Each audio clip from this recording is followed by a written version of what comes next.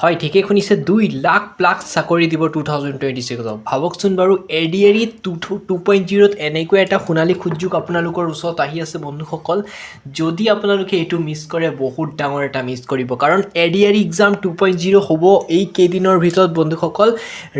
ইলেকশ্যনৰ ৰিজাল্টৰ পিছতে ছাৰে মুকলি কৰিব নতুন ভেকেঞ্চি গতিকে ৰেডি হৈ যাওক এনেকুৱা সোণালী সুযোগ পুনৰবাৰ নাপায় কাৰণ 2,00,000+ চাকৰি 2026ত গতিকে বন্ধুসকল ইয়াৰ ক্ষেত্ৰত যদি ভাবিছে মই এডিআৰই নটিফিকেশ্যন ওলাম তেতিয়া পঢ়িম তেতিয়া পাছ কৰিম তেতিয়া আপুনি 100% কি কৰিব ফেইল কৰিব ডাইৰেক্ট কথা কাৰণ এডিআৰই ইজি বুলি নাভাবিব এনেকুৱা টাইপৰ কিছুমান কুৱেশ্যনো আহে যিসকলে বহুত পঢ়া কেণ্ডিডেটো নোৱাৰা হৈ পৰে সেইকাৰণে বন্ধুসকল এতিয়াৰ পৰা আপোনালোকে কি কৰিব টপিক ৱাইজ যিহেতু সময় আছে আপোনালোকৰ ওচৰত এতিয়াৰ পৰা সময় যিহেতু আছে গতিকে টপিক ৱাইজ আপোনালোকে ষ্টাৰ্টিং কৰি দিয়ক এটা টপিক কভাৰ আপ কৰিবলৈ চেষ্টা কৰক আসাম জিকেৰ লগতে ইণ্ডিয়ান জিকেৰ হিষ্টৰী পাৰ্ট যিবোৰ আছে এটা ডিটেইলছ আপোনালোকে ক্লিয়াৰ কৰিবলৈ চেষ্টা কৰক নাভাবিব যে মই নোৱাৰিম বহুতো কেণ্ডিডেট আছে এই মোৰতো ইমান টাফ এক্সাম মই পাৰিম নে নাই বন্ধুসকল ইমানো মডাৰেট কুৱেশ্যন নাহে এটা নিৰ্দিষ্ট পেটাৰ্ণতহে আহে গতিকে যদি পেটাৰ্ণটো আপোনালোকে পাছ কৰিম বুলি ভাবিছে তেন্তে আপোনালোকে কি কৰিব এডিআৰই এক্সামৰ ক্ষেত্ৰত এতিয়াৰ পৰা আপোনালোকে কি কৰিব লাগিব টপিকবোৰ লিখা ষ্টাৰ্ট কৰি দিয়ক মই বাৰে বাৰে নকওঁ বন্ধুসকল আপোনালোকৰ ওচৰত এনেকুৱা এটা সোণালী সুযোগ আছে মিছ নকৰিব কাৰণ এইবাৰ যদি নলে 2,00,000ৰ ভিতৰত সোমাব নোৱাৰে আকৌ ৰখিব লাগিব কিমান দিনৰ কাৰণে বন্ধুসকল কাৰণ বয়স কাৰো কাৰণে নৰয় কথাটো মন কৰিব সেইকাৰণে সময় সাপেক্ষে যদি আপোনালোকে ভাবিছে মই 2026ত এডিআৰই 2.0 কোৱালিফাই কৰিমেই তেন্তে আপোনালোকে প্ৰিপাৰেশ্যন এতিয়াৰ পৰা ৰেডি হৈ যাওক এডিআৰই দুবাৰ এক্সাম হ'ল এডিআৰই হ'ল আপোনালোকৰ 0.1 হ'ল এতিয়া আকৌ 2.0 3.0 এনেকৈ ওলাই থাকিব কিন্তু এই এক্সামটো আপোনালোকৰ কাৰণে বহুত এটা মূল্যৱান এক্সাম যিহেতু এতিয়া সময় আছে গতিকে সময় সাপেক্ষে আপোনালোকে এতিয়াৰ পৰা ৰেডি হৈ যাওক বেছি কেণ্ডিডেটে ক'ব যে আমি কুৱেশ্যনবোৰ কেনেকৈ গম পাম কেনেধৰণৰ কুৱেশ্যন আহিব কি আহিব আমি ক'ৰ পৰা গম পাম এই কথাটো আপোনালোকক মই কৈ দিব বিচাৰিছোঁ বহুতো কেণ্ডিডেটে মানে ভাবি থাকে যে ক'ৰ পৰা কুৱেশ্যন আহিব কি কৰিব আপোনালোকক মই অলপমান আইডিয়া দি দিছোঁ বন্ধুসকল আপোনালোকে কি কৰিব এডিআৰই যিবোৰ এক্সাম হৈছে এডিআৰই 1 হৈছে এডিআৰই 2 মানে 2 হৈছে আকৌ 2.0 3.0 এনেকৈ ওলাই থাকিব ন গতিকে আপোনালোকে কি কৰিব যিবোৰ এডিআৰই এক্সাম হৈছিলে অল্ড কুৱেশ্যন পেপাৰবোৰ কালেক্ট কৰক গতিকে এই যোনটো 2.0 বা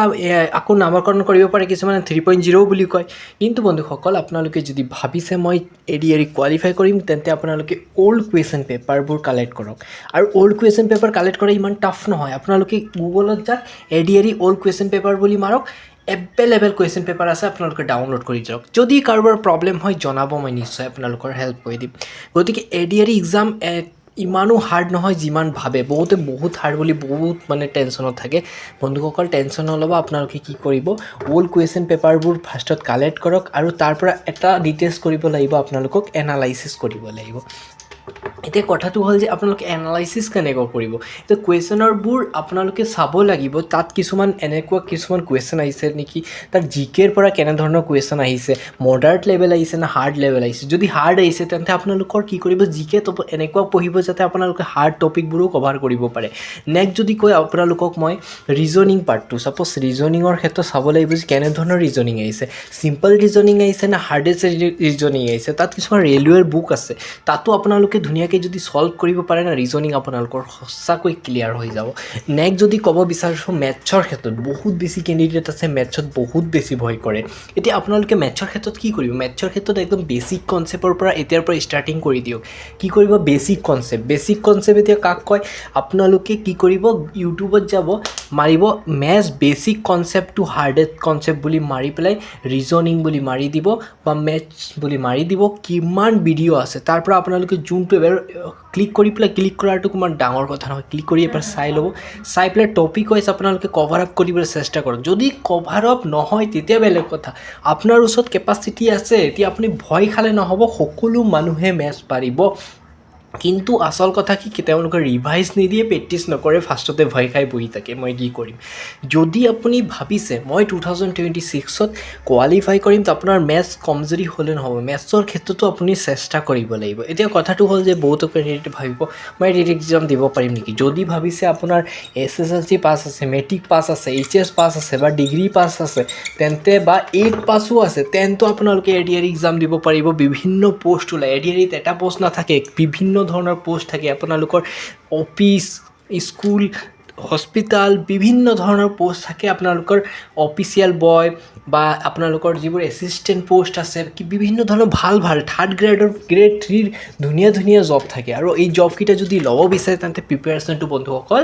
লাগিব। গতিকে সময় আছে যিহেতু লাগি যাওক। আপোনালোকক মই বাৰে বাৰে ৰিকুৱেষ্ট কৰি কৈছোঁ, যদি চেষ্টা কৰে নিশ্চয় আপোনালোকে সফলতা অৰ্জন কৰিব পাৰিব বন্ধুসকল। এতিয়াৰ পৰা লাগি যাওক। কিবা প্ৰব্লেম হ'লে মই আছোঁ, 100% আছোঁ, আপোনালোকৰ লগতে আছোঁ। মুঠতে চেনেলটো ছাবস্ক্ৰাইব কৰক, তেতিয়া মই আপোনালোকক সহায় কৰি থাকিম আৰু যিমান পাৰোঁ মই চেষ্টা কৰি থাকিম আপোনালোকক হেল্প কৰিবৰ কাৰণে। বন্ধুসকল ৰেডি হৈ যাওক 2.0ৰ কাৰণে, প্ৰিপাৰেশ্যন ষ্টাৰ্ট দি দিয়ক। কিবা অসুবিধা পালে জনাব। আপোনালোকে আমাৰ ইমেইল ID আছে, ইমেইল IDত কণ্টেক্ট কৰিলে আপোনালোকে পাই যাব। ইমেইল ID আমাৰ